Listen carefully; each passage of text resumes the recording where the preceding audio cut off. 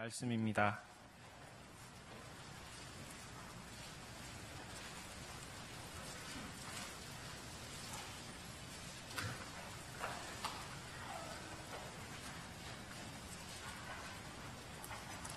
사도행전 8장 1절부터 8절까지의 말씀을 이제 함께 받들어 봉독하시겠습니다. 이는 살아계신 하나님의 말씀입니다.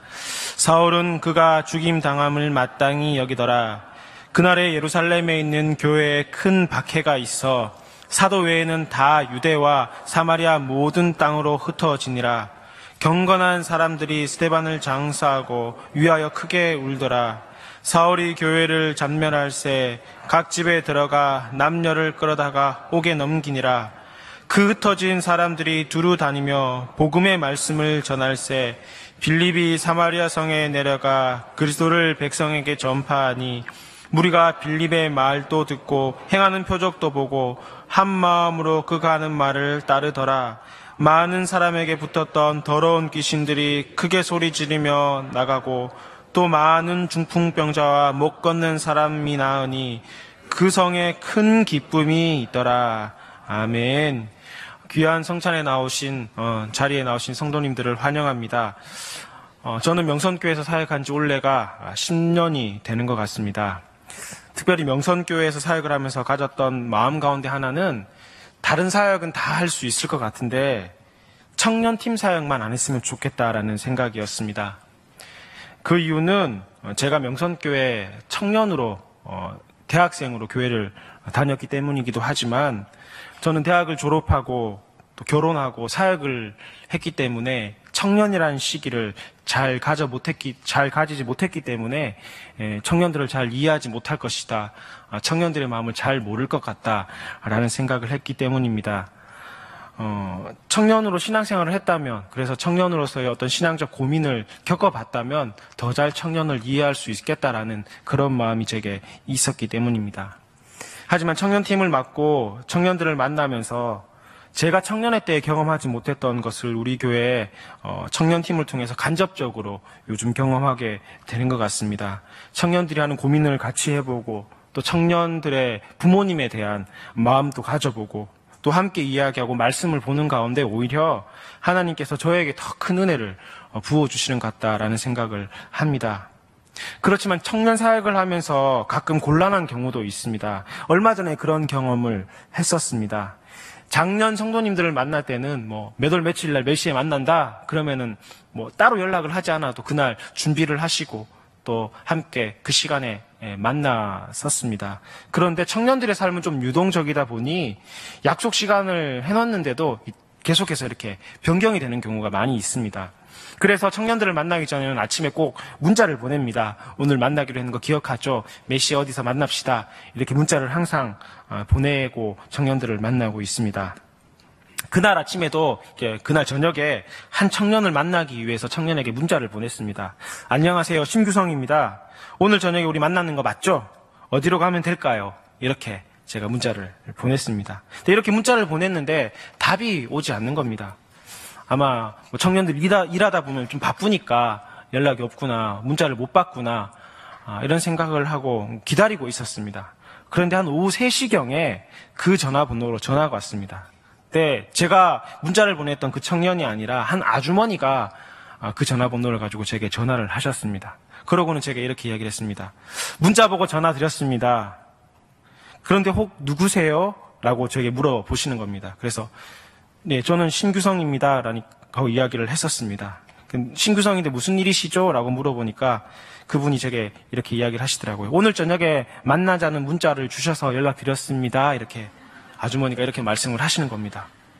알고 보니 제가 우리 교회 청년 전화번호를 핸드폰에 저장을 하면서 마지막 번호 하나를 잘못 저장을 해서 문자가 그 아주머니에게 잘못 가게 되었던 것입니다.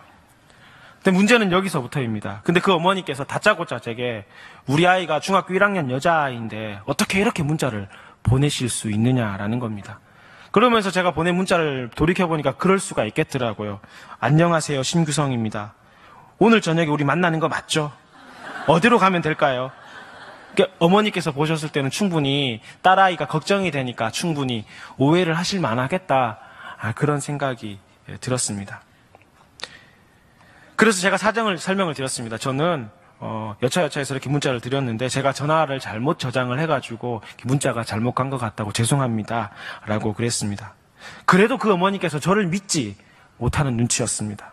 아마 제가 이 자신의 딸이랑 만나기로 했는데 거짓말을 하는 것이라고 생각하신 모양입니다. 제 목소리가 그렇게 젊은 것도 아닌데 그러면 그렇게 오해를 하신 것 같습니다. 그래서 제게 뭐 아는 사람이냐? 예, 저는 뭐 목사입니다. 목사님이면 교회 이름이 뭐냐? 명선교회입니다. 그럼 그 교회는 어디 있느냐? 수원 영통, 수원 옆에 있는 화성 용인이라는 도시가 있는데 거기 경희대라는 옆에 저희 교회가 있습니다. 한참이나 치조를 받게 되었습니다. 그러면서 그분이 참 많은 이야기를 나누는데 그분은 대구에 사시는 분이셨습니다. 저도 사실 실수는 했지만 뭐 교회에서 잘못 문자를 보냈고 교회 목사고 또 이런 교회에 있고 이렇게 사역한다면 믿어줄 법한도 한데 교회 목사의 말도 믿음을 주지 못하는구나라는 생각에 참 안타까웠습니다. 그런데 이런 일이 어찌 이런 한 번의 해프닝밖에 없겠습니까? 세상에 많은 사람들은 기독교를, 교회를, 목사를 혹은 성도를 믿지 못하고 신뢰하지 못하는 것이 훨씬 더 많은 것이며 신뢰를 넘어서 아예 교회라는 것을 또 교회 다니는 사람들에 대해서 또 목회자에 대해서 불신하고 싫어하는 사람들이 늘어가고 있다는 것입니다. 저희 어린 시절만 돌아봐도 그런 것 같습니다. 예전에는 초등학교 때, 중학교 때 사실 교회 한번 안 다녀본 사람들이 어디 있었습니까? 그런데 요즘은 예수님 이야기를 한번 들어보지도 못한 아이들을 많이 만납니다. 예수님이 어떤 사람인지도 모르고 교회에서 예수님에 대한 이야기는 하는 것 같은데 예수님의 어떤 이야기를 전혀 들어보지 못한 그런 아이들도 만나게 됩니다. 저희 집에 4학년 되는 아들이 있는데 저희 집 아들 이야기를 들어보면 반에서 교회에 다니는 아이가 몇 명 안 된다는 이야기를 하는 것을 들었습니다. 또 아이들이 사실 뭘 알아서 교회를 안 가겠습니까? 사실 친구가 야 교회 한번 가자. 교회 가면은 맛있는 거 준대. 교회 가면은 재밌어. 전도사님도 잘생겼어. 예뻐. 뭐 이러면 사실 친구들도 많아. 이러면 사실 그냥 교회 한번 따라가는 게 정상적인 아이들의 행동일 텐데 요즘 아이들이 교회 간다고 하면은 어떤 부모님들은 교회는 안 된다고 말리는 부모들까지 있다는 이야기를 들었습니다. 정말 그런 것 같습니다. 오늘 한국교회가 그리고 성도된 우리가 세상 가운데 비춰지는 모습은 이렇게 우울하고 암울합니다. 부정하지 않겠습니다. 외적인 모습을 본다면 분명히 암울한 것이 사실입니다. 하지만 그 암울한 기독교의 모습이 암울하다고 해서 우리가 믿는 복음이, 우리가 믿는 예수님이 암울하신 분이십니까? 암울하니까, 교회에 대해서 아무도 인정해주지 않으니까, 많은 사람들이 교회를 비난하니까 그냥 우리는 저쪽에 한쪽에 가만히 모여서 신앙생활하고 교회를 다니는 듯 안 다니는 듯 그렇게 조용히 살아야 되는 것이 맞습니까? 오늘 성경에 나오는 초대교회 성도들의 모습을 한번 보시기 바랍니다. 그들은 분명 고난과 핍박 가운데 있는 암울한 교회의 모습이었습니다. 초대교회, 아름다운 교회의 모습을 이야기하지만 사실 초대교회는 많은 핍박을 받았고 많은 사람들의 손가락질을 받기도 했습니다. 로마인들로부터, 유대인들로부터 살고 있는 집과 일터를 버리고 도망하면서 살아가는 것이 바로 오늘 성경에 나오는 초대교회 성도들의 모습입니다. 이런 상황 가운데 예루살렘에서 도망쳐 나왔다면 사람들이 비난하고 사람들이 핍박해서 도망쳐 나왔다면 이들은 어떻게 지내야 되는 것이 이성적인 것입니까? 잠잠히 숨어서 지내야 되는 것이 아니겠습니까? 그냥 혼자 잘 믿는 것이 정상적인 생각 아닙니까? 아니면 가족끼리 믿는다면 예루살렘을 떠나왔다면 어느 한 곳에서 가족들끼리만 조용히 믿음 생활하면서 사는 것이 정상적인 것 아닙니까? 그런데 예루살렘에서 예수 믿는다고 핍박을 받고 도저히 견딜 수 없어 도망쳐 나온 사람들, 이들은 무엇이라고 오늘 성경을 이야기합니까? 4절, 5절 말씀을 한번 보시기 바랍니다. 4절, 5절입니다. 그 흩어진 사람들이 두루 다니며 복음의 말씀을 전할새 빌립이 사마리아 성에 내려가 그리스도를 백성에게 전파하니. 예수님을 믿는다는 이유 때문에, 신앙이 있다는 이유 때문에 핍박받고 있는 이들이 했던 것을 보십시오. 그들이 그래서 예루살렘을 뛰쳐나왔음에도 불구하고 이들은 복음을 전하고 있습니다. 특별히 빌립은 사마리아 성에 내려가 그리스도를 백성들에게 전파하고 있습니다. 어디 빌립뿐이었겠습니까? 초대교회 성도들이 대부분 그런 삶을 살았습니다. 그렇지만 보십시오. 그들은 대부분 예수님을 믿는다는 이유 때문에 도망친 사람들입니다. 예수님 때문에 집도 일터도 버리고 어쩔 수 없이 도망친 사람들입니다. 그럼 조용히 있어야죠.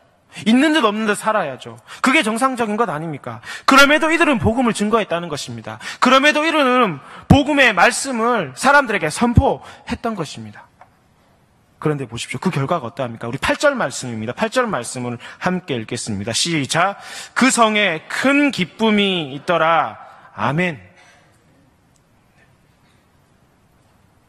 복음을 증거했는데, 복음을 믿는다는 이유로 쫓겨나서 복음을 증거했는데, 그래서 사마리아 성에 복음을 증거했는데 그 성에 큰 기쁨이 있다고 성경은 이야기합니다. 자, 이게 복음의 능력이라는 것입니다. 복음이 전해진 그곳에 기쁨이 넘쳤다고 합니다. 빌립의 상황, 초대교회 성도들의 상황, 기쁨이 넘칠 만한 그런 상황이 전혀 아닙니다. 그럼에도 복음이 증거되니까, 예수 그리스도가 선포되니까 기쁨이 넘쳐났던 것입니다. 사랑하는 성도님들, 복음의 능력이라는 것은 바로 이런 것입니다. 그냥 복음은 복된 소식, 예수님께서 십자가에 달려 돌아가시고 우리의 죄를 구원하신 것, 이렇게 그냥 말로만 정의할 수 있는 것이 아니라 복음이 증거되어질 때 이 입술의 고백이 우리의 삶에 들어와서 기쁨이 넘치게 하는 것이고 우리 안에 즐거움이 넘치게 하는 것입니다.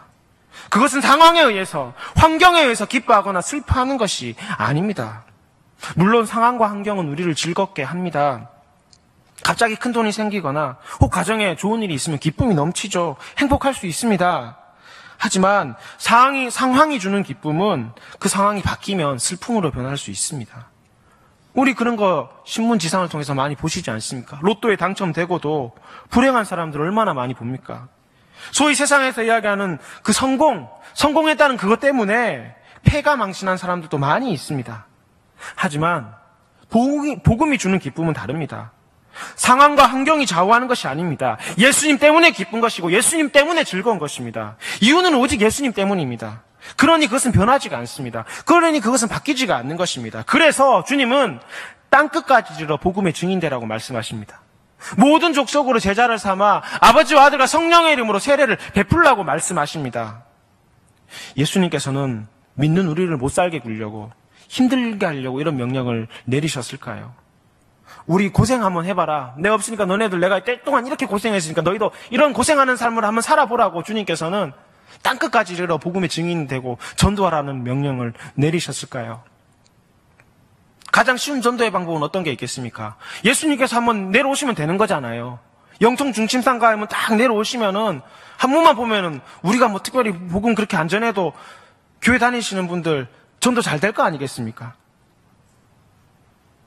그런데도 주님께서는 그런 방법이 아니라 우리를 통해서, 전도에 미련한 것을 통해서 복음이 증거되어지기를 바라시고 계신 것입니다. 왜냐하면 복음이 전해지는 곳에 기쁨이 있고, 전해지는 곳에 기쁨이 있는 것만이 아니라 복음을 전하는 자에게도 기쁨을 주시기 때문입니다. 빌립과 초대교회 성도들을 한번 상상해 보십시다. 이들은 핍박을 받고 자신의 가장 절친한 친구이자 존경하던 스데반 집사님께서 돌에 맞아 죽는 것을 보고 그들은 그것에서 도망쳐 나왔습니다. 얼마나 가슴이 아프고 얼마나 마음이 힘들었겠습니까?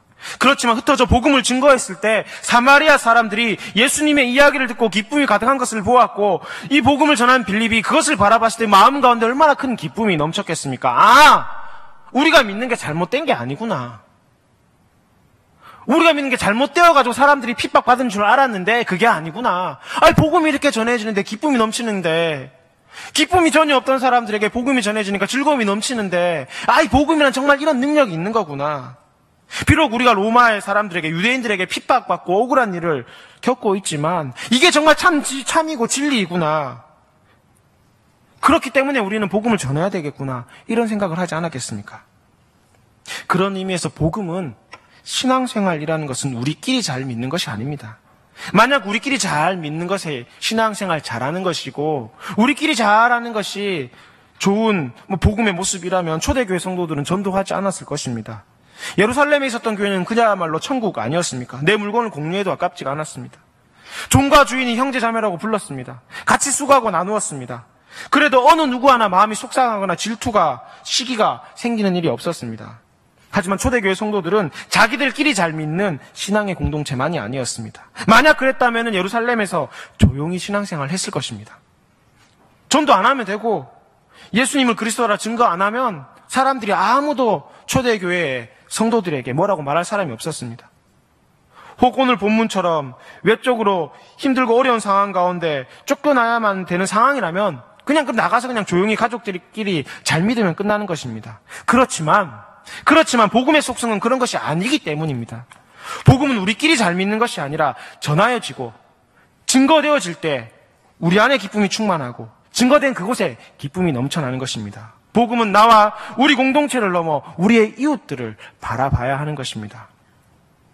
바울은 그리스도인의 생활에 대해서 로마서에 이렇게 이야기합니다. 너희는 박해하는 자를 축복하고 저주하지 말라. 즐거워하는 자들과 함께 즐거워하고 우는 자들과 함께 울라. 이건 무슨 말입니까? 지금 로마에 살고 있는 그리스도인들은, 당시 성도들은 엄청난 핍박과 환난 가운데 있지 않았습니까? 믿는 것이 발각되면 원형 경기장에 던져져 죽는 것이 다반사였습니다. 로마라는 그 대제국 안에서는 어디 도망갈 데도 없었습니다.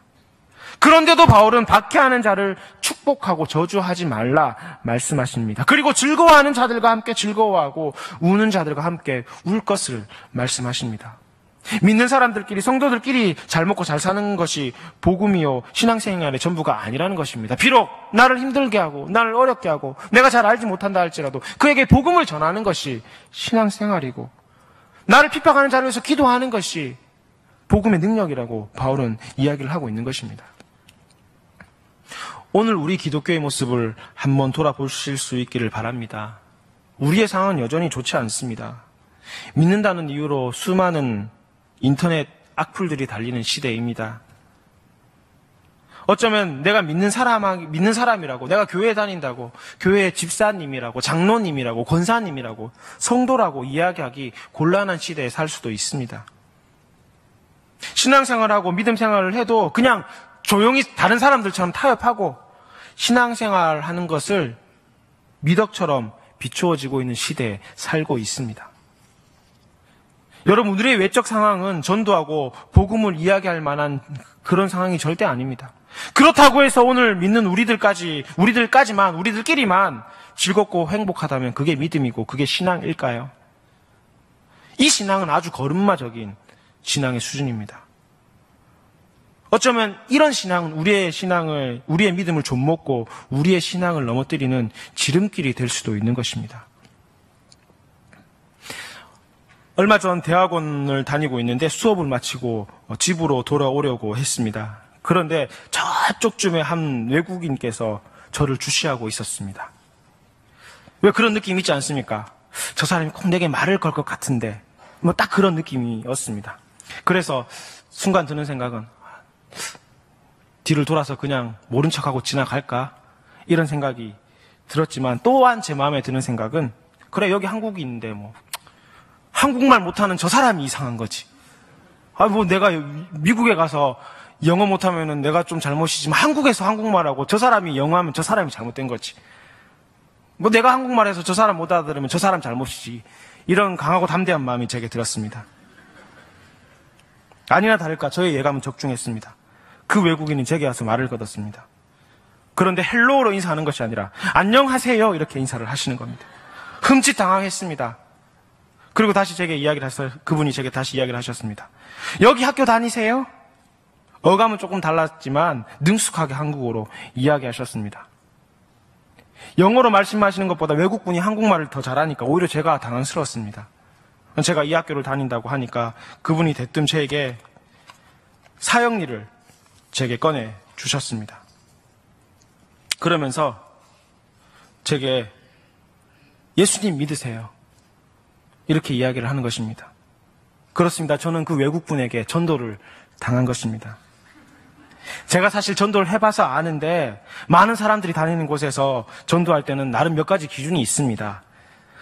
특별히 동성끼리 전도를 할 때는 왠지 교회에 다닐 것 같지 않지만 좀 만만해 보이는 사람, 왠지 저 사람에게 말 걸었을 때 저 사람이 좀 반응이 안 좋을 것 같은 사람 보다가 안 다닐 것 같은데 저 사람에게 말 걸면은 그냥 좀 받아줄 것 그런 사람에게 보통 이게 복음을 전하게 되는데, 저는 그 외국분에게 교회 안 다닐 것 같지만 만만하게 보이는 그런 사람으로 보였나 봅니다. 그래도 목사인데 말이죠.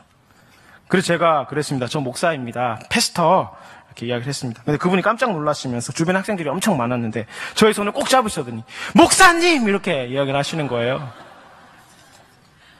정말 당황했습니다. 왜냐면은 제가 목사님! 그러니까 주변에 있던 여대생들이 굉장히 많잖아요. 다 저를 주시해서 보는 것 같았습니다. 목사라서 부끄러운 것이 아니라 외국분이 그러니까 좀 쑥스러웠습니다. 그리고 그분이랑 이야기를 좀 나눴습니다. 그분의 이름은 카이로스였습니다. 제가 다니는 학교 도고동문학과 교수님이셨습니다. 근데 그분은 이렇게 시간이 되면 나오셔서 캠퍼스에 와서 이렇게 전도를 하신다는 겁니다. 그리고 그분 교회가 서울역 근처에 있는데, 그 예배를 마치면 주일 낮에 한국교회입니다. 한국인들 다니는 교회인데 오셔서 예배 마치면은 서울역에서 이제 그 한국 성도님들과 함께 서울역에서 이렇게 사역일을 가지고 전도하신다라는 이야기를 하시는 겁니다. 제가 그분에게 물어봤습니다. 교수님 독일 분이신데 한국말이 이렇게 좀 낯서실 텐데 이 사역리에 있는 내용을 한국말로 하시려면은 어렵지 않습니까? 라고 이야기를 물어보니까 그분이 그러시더라고요. 어렵기는 한데 그래도 이거 정도 한국말로 할 수는 있다고, 요거는 많이 연습해서 내가 잘할 수 있다고 이렇게 이야기를 하시고, 또 교수님께서는 본인은 이렇게 전도하는 것이 자기에게 너무나 기쁘고 즐겁다라고 이야기하시는 겁니다. 요즘 기독교 학교라도 체프를 강요하면 안 된다는 이야기가 수월찮게 들리고 있습니다. 학교에서 선생님이나 교수님이 특정 종교를 강요하게 되면 어떤 불이익을 당할 수도 있는 세상입니다. 그렇지만 이 교수님은 달랐습니다. 복음을 전하는 것이 기쁜 것인데, 이게 즐거운 것인데 어찌 하지 않을 수 있느냐는 것입니다. 사실 그 교수님께 전도당한 저는 참 많이 부끄러웠습니다. 그분은 한국말을 띄엄띄엄 하시는데도 한국의 젊은 영혼들을 안타깝게 여기고 그들을 구원하기 위해서 한국말을 열심히 배워서 복음을 전하고 있는데, 이렇게 한국말을 잘하는 나는 지금 무엇을 하고 있나라는 생각이 들었습니다. 사랑하는 명선의 성도님들, 지금 우리는 어떻습니까? 능력이 있는 복음, 기쁨을 더해주는 그 복음을 전하고 계십니까? 주님은 분명히 말씀하셨습니다. 복음이 증거될 때 그 성에 기쁨이 더하더라. 복음에는 능력이 있습니다. 복음에는 힘이 있습니다. 복음은 기쁨이 없는 사람들에게 기쁨을 더해줍니다. 저는 저와 여러분들이 이 사실을 믿는 데 멈추는 것이 아니라 내일부터 시작되는, 월요일부터 시작되는 우리 일상의 삶에 이것을 적용하며 살아갈 수 있기를 바랍니다. 그리고 복음은 상황적으로 전혀 기뻐할 수 없는 상황에 있는 자들이라 할지라도 복음을 전할 때 그 전하는 자에게 기쁨을 더해 주신다는 사실입니다. 복음 전하는 게 힘들죠. 어렵죠. 때로는 많은 고난과 비방을 당하기도 합니다. 하지만 복음이 우리의 입술로 고백되어진다면, 예수 그리스도의 살아계신 말씀이 우리의 입술로 증거되어진다면 우리 안에도 주님께서는 큰 기쁨을 더해 주시는 것입니다. 입술로 복음을 고백함으로 주님께서는 우리 안에 기쁨을 더해 주시기를 바라신다라는 사실입니다. 이 복음의 현장에 이 복음의 능력을 믿고 나갈 수 있는 저희 모두가 될 수 있기를 바랍니다. 함께 기도하시겠습니다.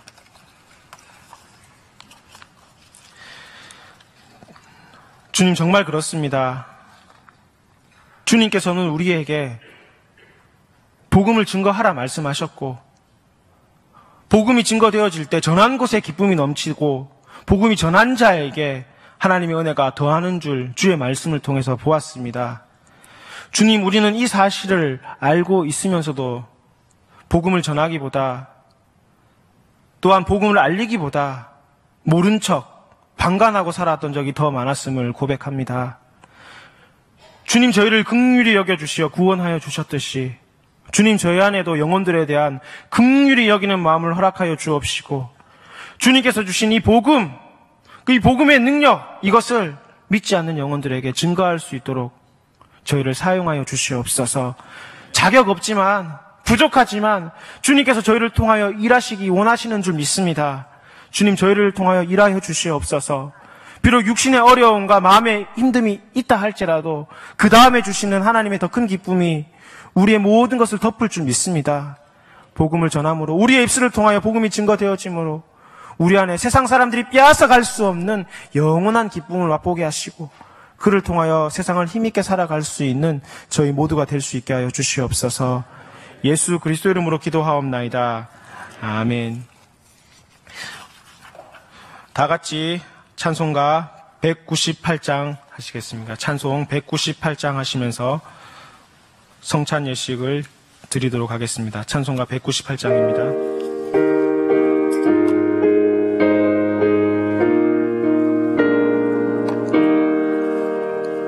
주 예수의 변성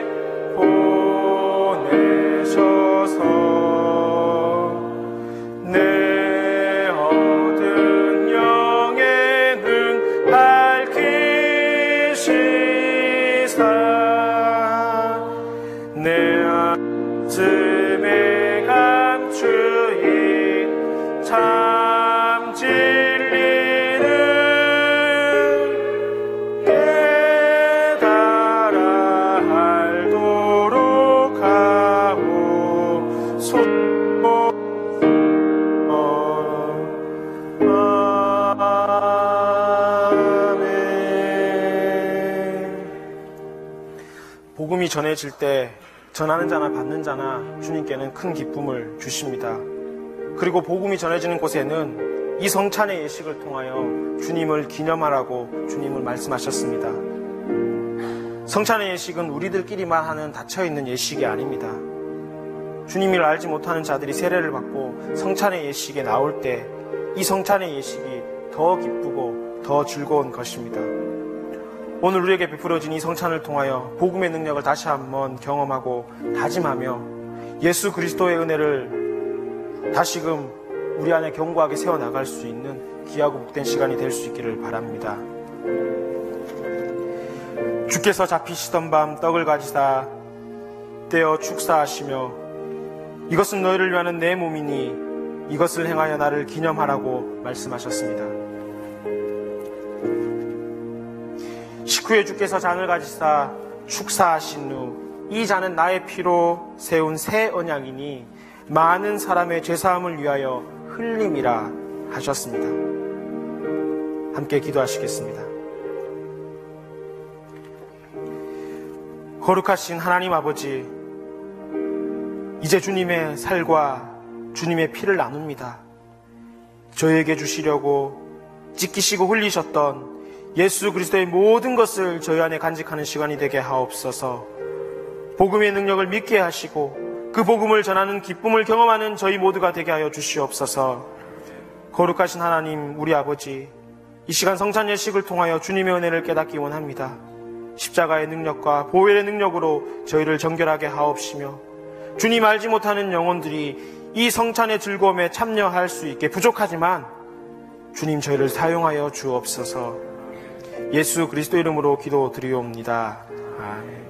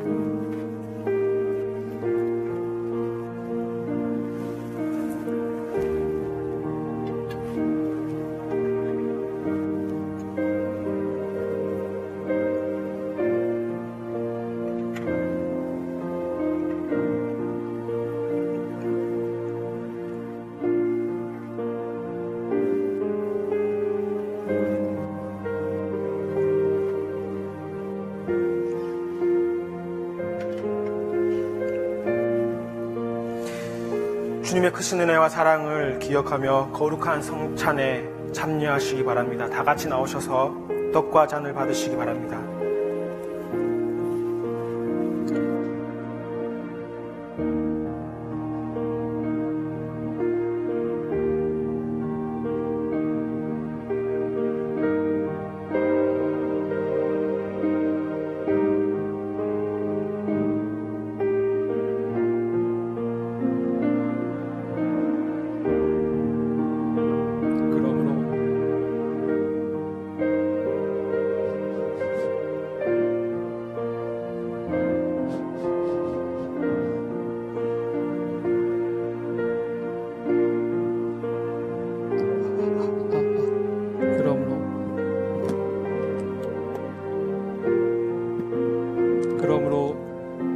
우리가 믿음으로 의롭다 하심을 받았으니 우리 주 예수 그리스도로 말미암아 하나님과 화평을 누리자.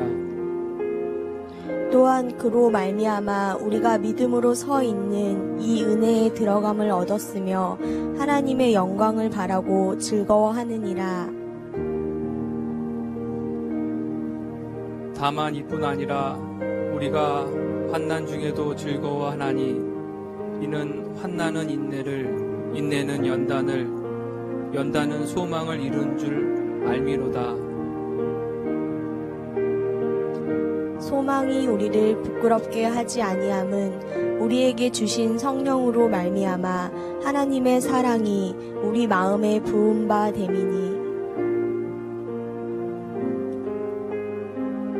우리가 아직 연약할 때 기약대로 그리스도께서 경건하지 않은 자를 위하여 죽으셨도다. 의인을 위하여 죽는 자가 쉽지 않고 선인을 위하여 용감히 죽는 자가 혹 있거니와.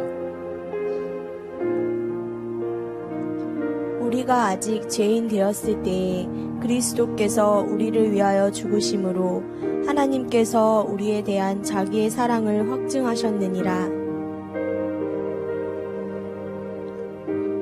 그러면 이제 우리가 그의 피로 말미암아 의롭다 하심을 받았으니 더욱 그로 말미암아 진노하심에서 구원을 받을 것이니. 곧 우리가 원수 되었을 때에 그의 아들의 죽으심으로 말미암아 하나님과 화목하게 되었은즉 화목하게 된 자로서는 더욱 그의 살아나심으로 말미암아 구원을 받을 것이니라. 그뿐 아니라 이제 우리로 화목하게 하신 우리 주 예수 그리스도로 말미암아 하나님 안에서 또한 즐거워하느니라. 그러므로 내가 한 법을 깨달았노니 곧 선을 행하기 원하는 나에게 악이 함께 있는 것이로다. 내 속사람으로는 하나님의 법을 즐거워하되 내 지체 속에서 한 다른 법이 내 마음의 법과 싸워 내 지체 속에 있는 죄의 법으로 나를 사로잡는 것을 보는도다. 오호라 나는 공고한 사람이로다. 이 사망의 몸에서 누가 나를 건져내랴. 우리 주 예수 그리스도로 말미암아 하나님께 감사하리로다. 그런즉 내 자신이 마음으로는 하나님의 법을 육신으로는 죄의 법을 섬기노라. 우리가 알거니와 하나님을 사랑하는 자 곧 그의 뜻대로 부르심을 입은 자들에게는 모든 것이 합력하여 선을 이루느니라. 하나님이 미리 아신 자들을 또한 그 아들의 형상을 본받게 하기 위하여 미리 정하셨으니 이는 그로 많은 형제 중에서 맏아들이 되게 하려 하심이니라. 또 미리 정하신 그들을 또한 부르시고 부르신 그들을 또한 의롭다 하시고 의롭다 하신 그들을 또한 영화롭게 하셨느니라. 그런즉 이 일에 대하여 우리가 무슨 말하리요? 만일 하나님이 우리를 위하시면 누가 우리를 대적하리요? 자기 아들을 아끼지 아니하시고 우리 모든 사람을 위하여 내주신 이가 어찌 그 아들과 함께 모든 것을 우리에게 주시지 아니하겠느냐? 누가 능히 하나님께서 택하신 자들을 고발하리요? 의롭다 하신 이는 하나님이시니 누가 정죄하리요? 죽으실 뿐 아니라 다시 살아나신 이는 예수 그리스도 예수시니 그는 하나님의 우편에 계신 자요 우리를 위하여 간구하시는 자신이라. 누가 우리를 그리스도의 사랑에서 끊으리요? 환난이나 공고나 박해나 기근이나 적신이나 위험이나 칼이랴. 기록된 바 우리가 종일 주를 위하여 죽임을 당하게 되며 도살 당할 양같이 여김을 받았나이다 함과 같으니라. 그러나 이 모든 일에 우리를 사랑하시는 이로 말미암아 우리가 넉넉히 이기느니라.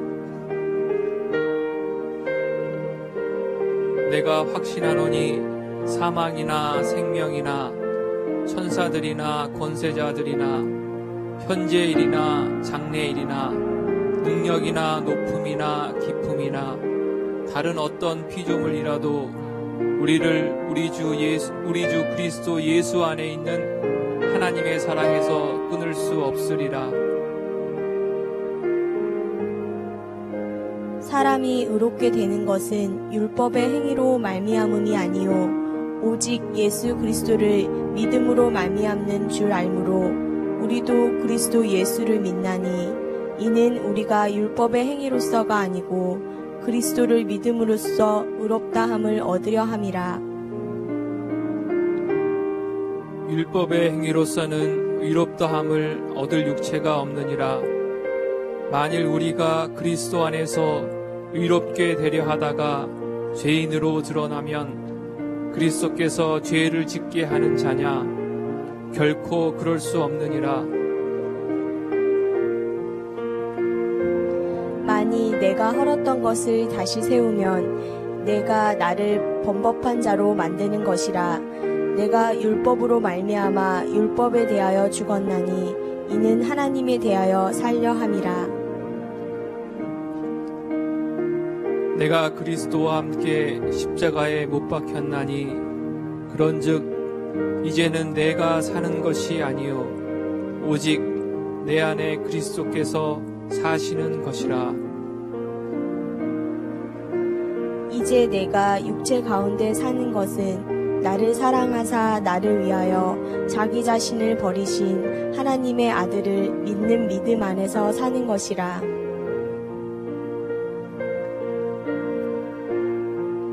내가 하나님의 은혜를 패하지 아니하노니 만일 의롭게 되는 것이 율법으로 말미암으면 그리스도께서 헛되이 죽으셨느니라. 찬송하리로다. 하나님 곧 우리 주 예수 그리스도의 아버지께서 그리스도 안에서 하늘에 속한 모든 신령한 복을 우리에게 주시되 곧 창세 전에 그리스도 안에서 우리를 택하사 우리로 사랑 안에서 그 앞에 거룩하고 흠이 없게 하시려고 그 기쁘신 뜻대로 우리를 예정하사 그리스도 예수 그리스도로 말미암아 자기의 아들들이 되게 하셨으니 이는 그가 사랑하시는 자 안에서 우리에게 거저 주시는 바 그의 은혜의 영광을 찬송하게 하려는 것이라. 우리는 그리스도 안에서 그의 은혜의 풍성함을 따라 그의 피로 말미암아 속량 곧 죄사함을 받았느니라. 이는 그가 모든 지혜와 총명을 우리에게 넘치게 하사 그 뜻의 비밀을 우리에게 알리신 것이요 그의 기뻐하심을 따라 그리스도 안에서 때가 찬 경륜을 위하여 예정하신 것이니 하늘에 있는 것이나 땅에 있는 것이 다 그리스도 안에서 통일되게 하려 하심이라. 모든 일을 그의 뜻의 결정대로 일하시는 이의 계획을 따라 우리가 예정을 입어 그 안에서 기업이 되었으니 이는 우리가 그리스도 안에서 전부터 바라던 그의 영광의 찬송이 되게 하려 하심이라. 그 안에서 너희도 진리의 말씀 곧 너희의 구원의 복음을 듣고 그 안에서 또한 믿어 약속의 성령으로 인치심을 받았으니 이는 우리 기업의 보증이 되사 그 얻으신 것을 속량하시고 그의 영광을 찬송하게 하려 하심이라. 그는 허물과 죄로 죽었던 너희를 살리셨도다. 혹 성찬을 받지 못하신 분이 계시면 손을 표해 주시기 바랍니다.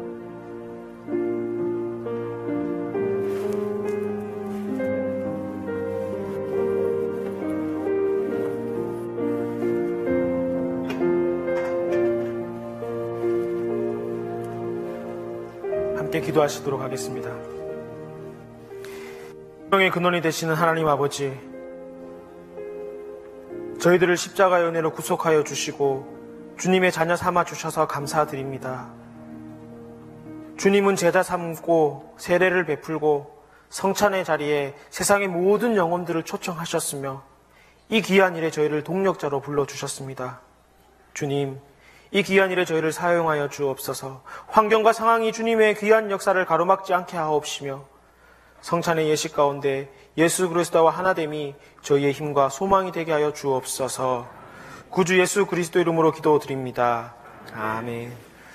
다 함께 일어나셔서 우리 함께 찬송가 285장 찬송하시겠습니다. 우리 옆에 계신 분들과 함께 샬롬으로 인사 나누시겠습니다. 한 번 더 인사하실까요? 복음을 전하는 자 되겠습니다. 내일부터 그 복음을 전함으로 우리 안에 큰 기쁨을 경험하실 수 있길 바랍니다. 찬송가 285장입니다.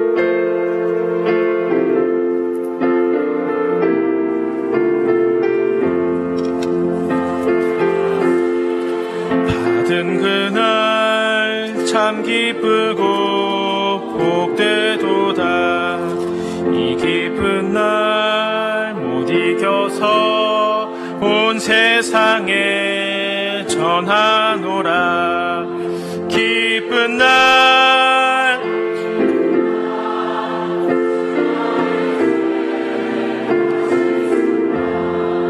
늘 깨어서 기도하고 늘 기쁘게 살아가리.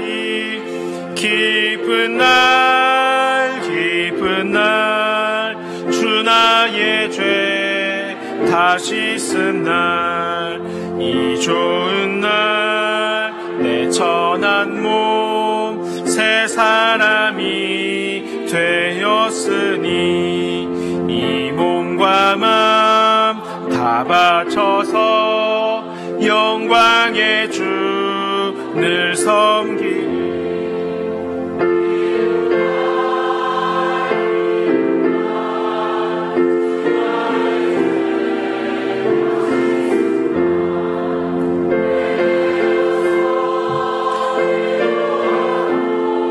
늘 기쁘게 살아가리 기쁜 날 기쁜 날 주 나의 죄 다시 쓴 날 새 사람 돼 그날부터 평안한 맘 누리소서 이 복된 말 전하는 일 나의 본분 삼았도다 기쁜 날 기쁜 날 주 나의 죄 다시 쓴 날 늘 깨어서 기도하고 늘 기쁘게 살아가리 기쁜 날 기쁜 날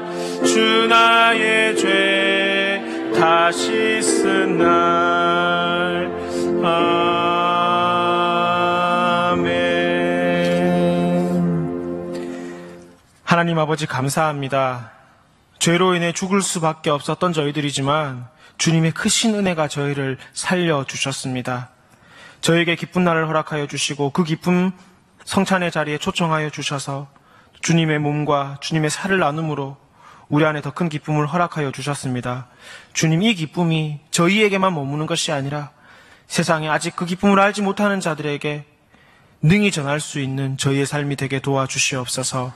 상황은, 환경은 주의 복음을 전하기 힘들다 할지라도 주님, 그럼에도 불구하고 복음이 증거되어질 때 그곳에 기쁨이 전해지고 전하는 우리에게 기쁨을 주실 줄 믿습니다.